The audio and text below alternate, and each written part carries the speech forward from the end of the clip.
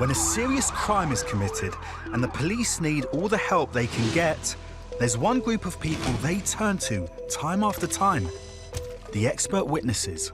Expert witnesses are the golden thread that runs through cases that every single conviction needs.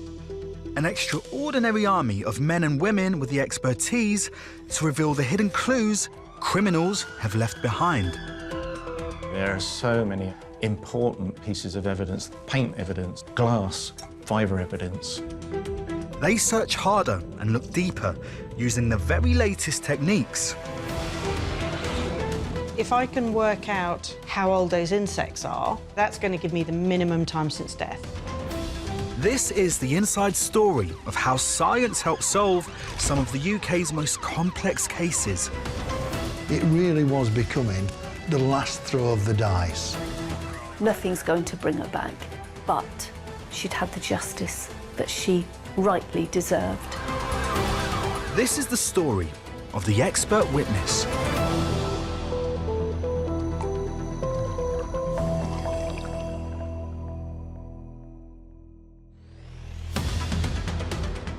Today, we reveal the forensic imaging expertise behind the eventual capture of Michael Hardaker, the Rochdale Ripper.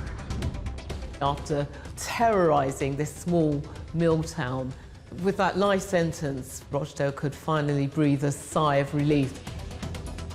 And we discover how translating slang exchanges between friends in an online chat revealed a chilling murder plot.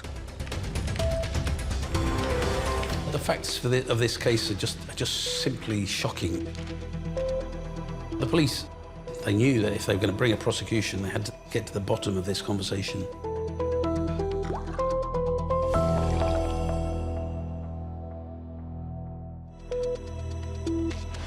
Forensic imaging is really important. When marks on a body are found, at first glance it may not show much. So it's very important that we zoom right in. It's all about the detail. I would find sometimes patterns that other people would miss.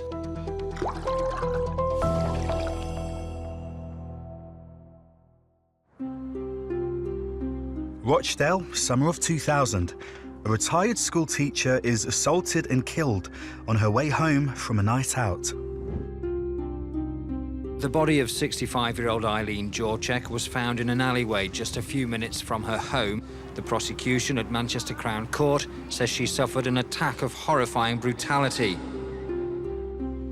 Crime journalist Ron K. Phillips covered the case as it developed into one of the biggest manhunts in UK history. Eileen, she'd been to her local pub for a reunion, taking part in a pub quiz. She was going home, she was almost home, when she was approached from behind and grabbed from behind. I mean, it was horrific. Eileen Jawczek's daughter Claire was 35 at the time and living in London with her husband. It was about 3 o'clock in the morning. Got a knock on the door, wondering what it was, and it was 2 police officers to inform me that my mother had died. It was surreal, you know. Obviously, we were all rallying around my dad because he was in shock, and we were in shock. Eileen was well known and well liked. She'd been working as a teacher for a very long time, long before I was born. And so when she did retire, I think she was enjoying just having a social scene that she had lots of friends. News out of the blue, you just don't, well, you don't think it's going to happen to you, do you? The violence of the attack on Eileen shocked not just her own community, but the whole country. It appeared to be random and with no motive. The body of Eileen Jawczek was found just yards from her home in the Deep Dish area. Has been described by police in Rochdale as one of the most brutal they've seen in details.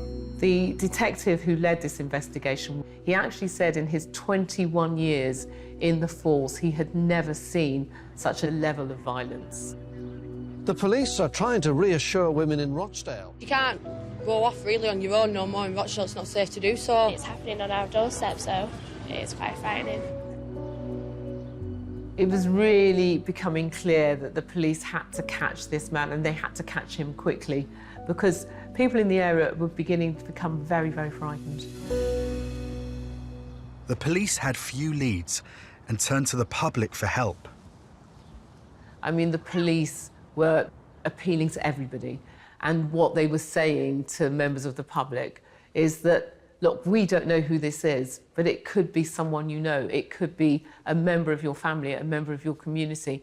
Please consider every possibility. While police trawled for witnesses, forensic scientists analysed crime scene evidence for usable traces of DNA left by Eileen's killer, but there was none. So they turned instead to other tiny traces of evidence.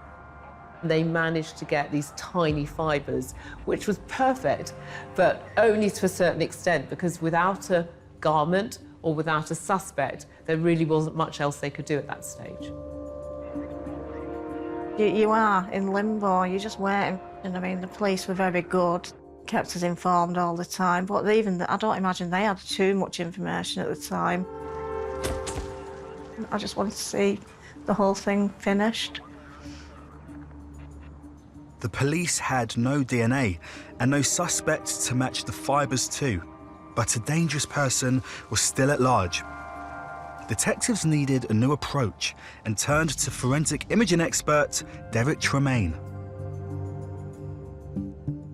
Forensic is all about the detail.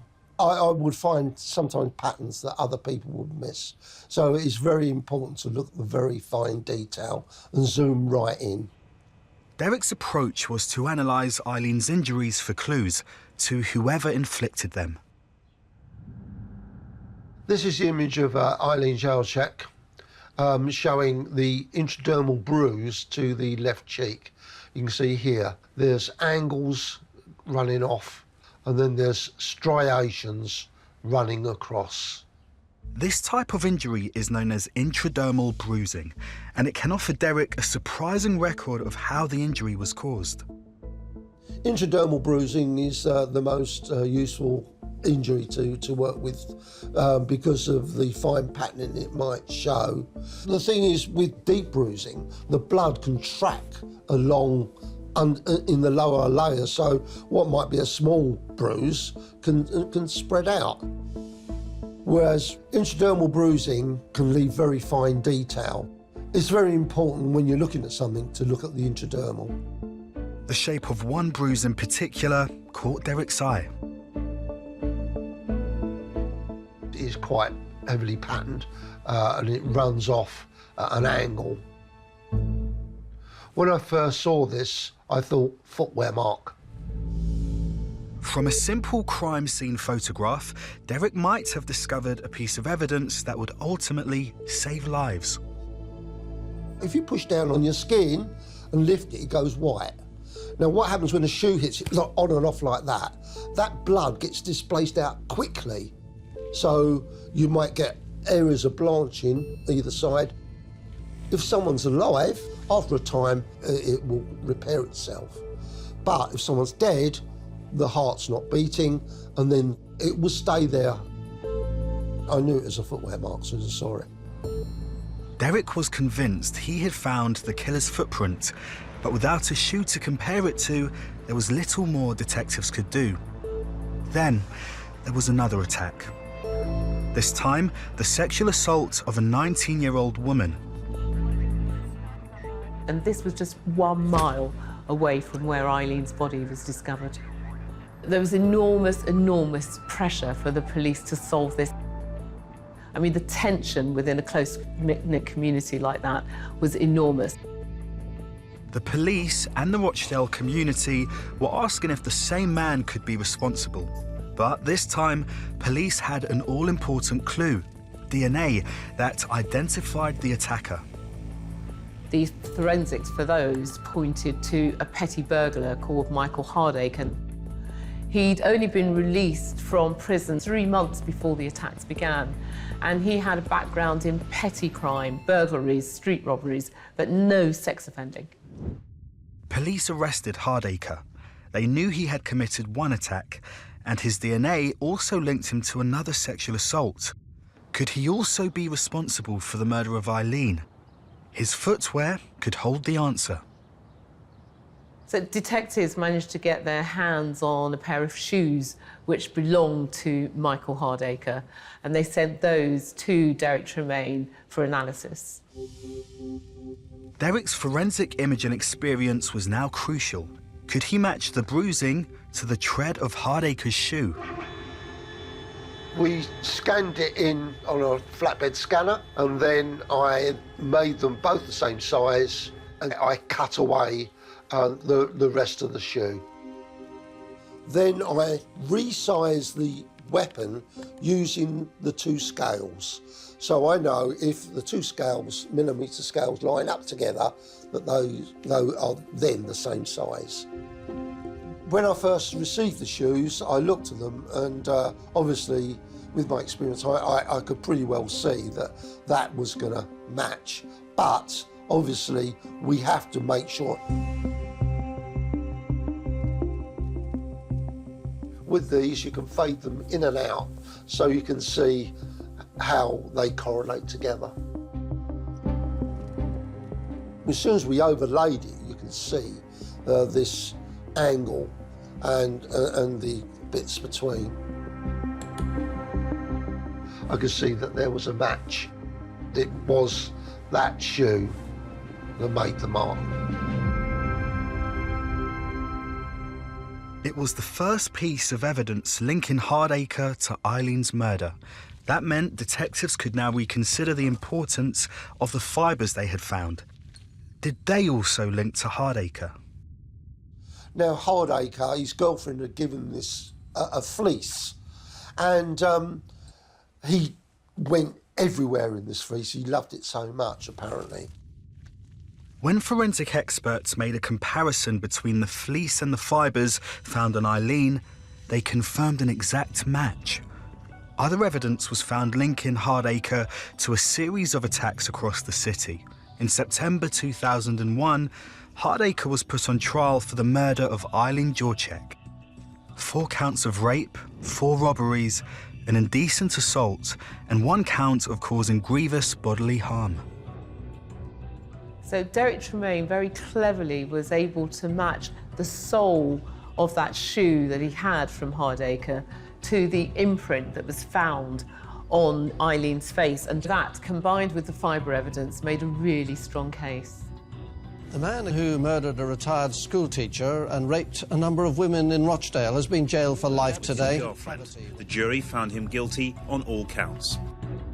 Hardaker's string of violent attacks over the summer of 2000 left his victims and their families struggling to deal with the impact of his crimes.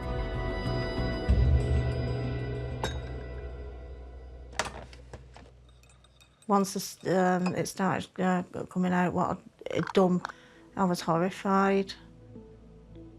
I was feeling sorry for the other victims, because not only that, because they'd survived it.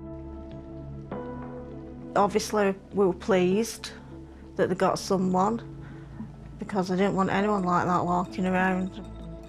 If they don't get arrested, they're going to go around, carry on doing what they're doing.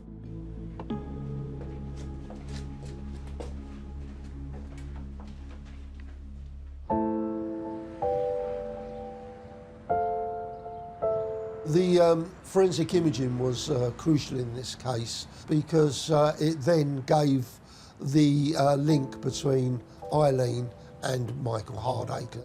It just shows the power of, forensic evidence.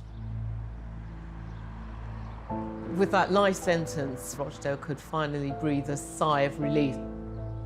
Finally, they could really sleep easy in their beds, knowing that the expert witnesses and the detectives have brought this to a very good conclusion. We got our verdict. Well, it was like that. I think that was probably the first time I cried. Because I felt it at that point. Well, he weren't a nice person. Just, to take him away.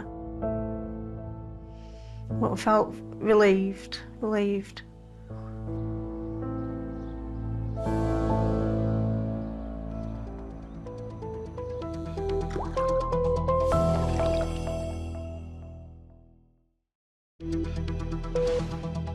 The fascinating thing about language is how it constantly changes, both over time and between communities, and sometimes people, police, juries, courts can struggle to keep up.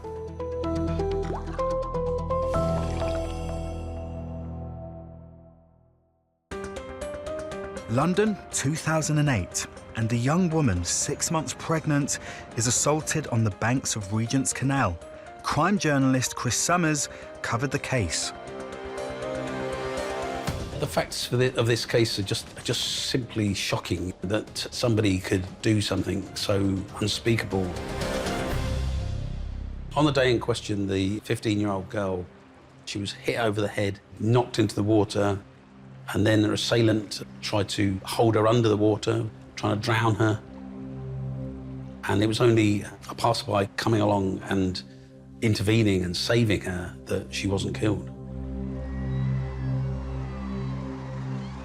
She was obviously taken to hospital. She was obviously deeply traumatized, but she did recover, and 3 months later, she gave birth to a healthy baby boy.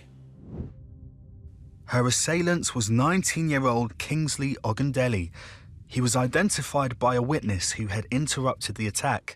Ogundele was arrested, but detectives suspected there was more to the case and started digging. There was no sign of any robbery. You know, she wasn't asked for any money or anything like that. Was it mistaken identity? They ran through all the sort of obvious things and then began to wonder, you know, the fact that she was pregnant, you know, who was the father? You know, was that something to do with why she was attacked? The baby's father was 19-year-old Brandon Jolie, an aspiring musician at college in Luton. Was he somehow involved? Detectives were suspicious of Jolie and conducted a search of his computer.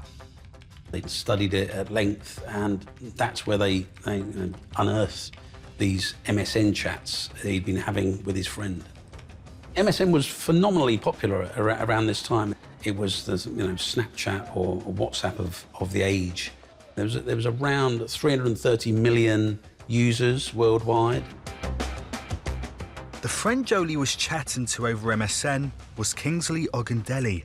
It was clear from the messages they were talking about Jolie's pregnant girlfriend, but it wasn't clear what exactly they were saying.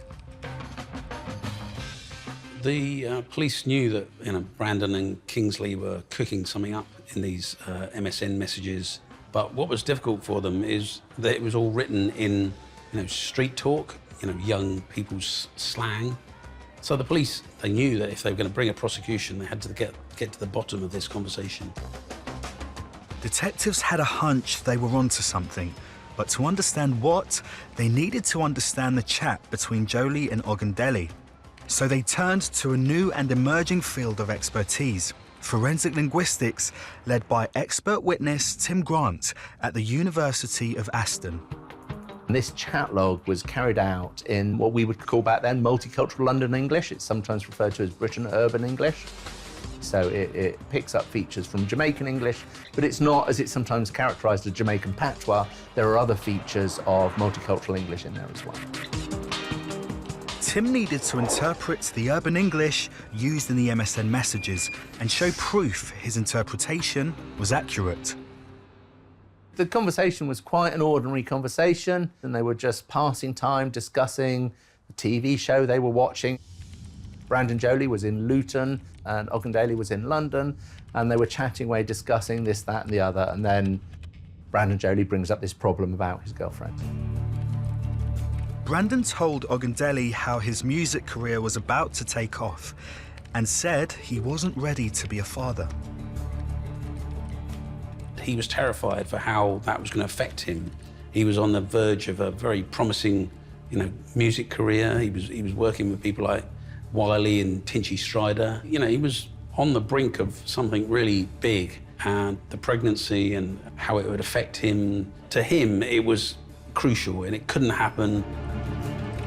The conversation then appeared to take a sinister turn. So what I've got here is this portion of chat, which starts with Ogundele making the proposal, the suggestion, what if I get Daphne to batter the baby out of her? And then you get the reply, You could do that, but that is even beta.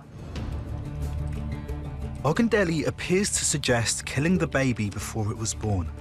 But to understand precisely what was being said, Tim needed to decipher what was meant by the words fiend and beta. He turned to dictionaries of slang compiled by respected linguists.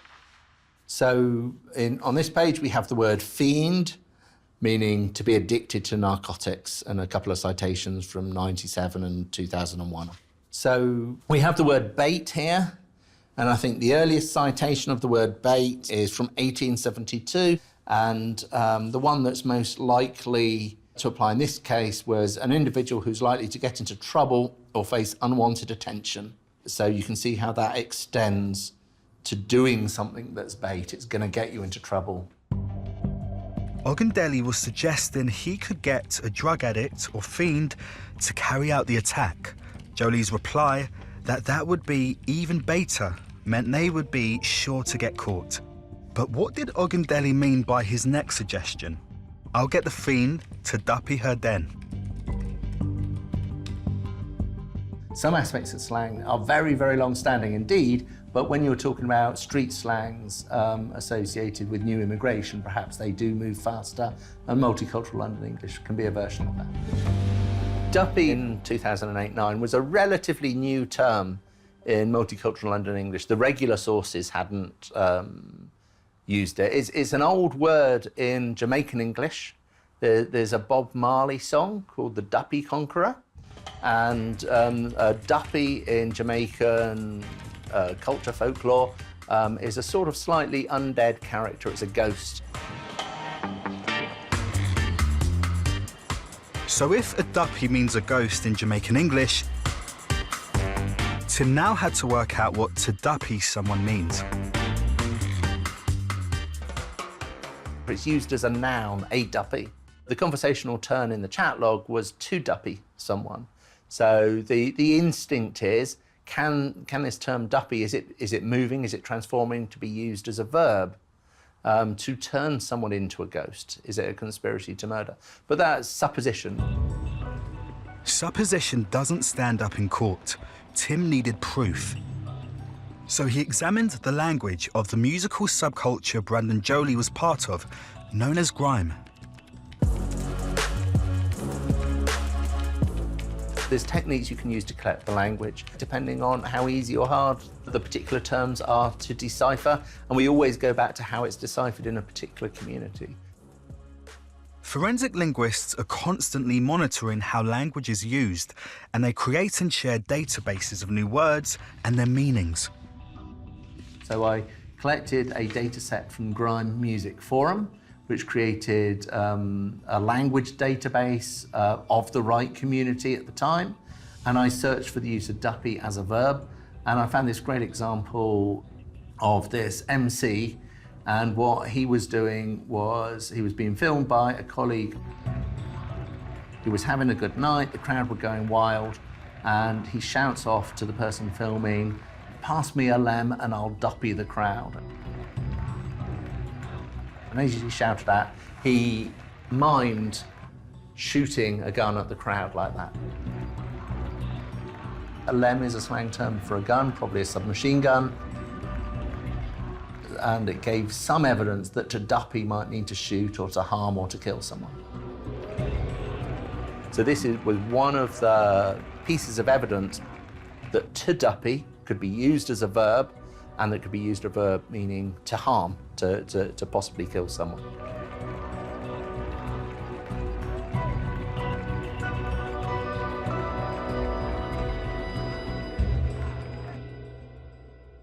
Tim now had evidence of Jolie and Ogundele conspiring to murder.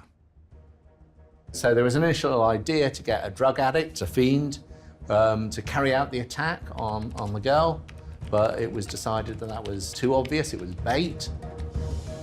And then this portion of the chat ends up with Ogundele saying, "We will do it then." In December 2009, both men stood trial for conspiracy to murder. Chris Summers followed every detail of the case. Jolie had asked the girlfriend to have an abortion, but she had said no. And at that point, he considered that he would have to terminate her and the baby. That was, two lives you were gonna take. Was pretty shocking, but that was what he set out to do. The account of the attack by the eyewitness was crucial evidence. But without Tim's forensic linguistic investigation, it would have been impossible to prove the conspiracy charge. I don't just stand up and say, I've done my research.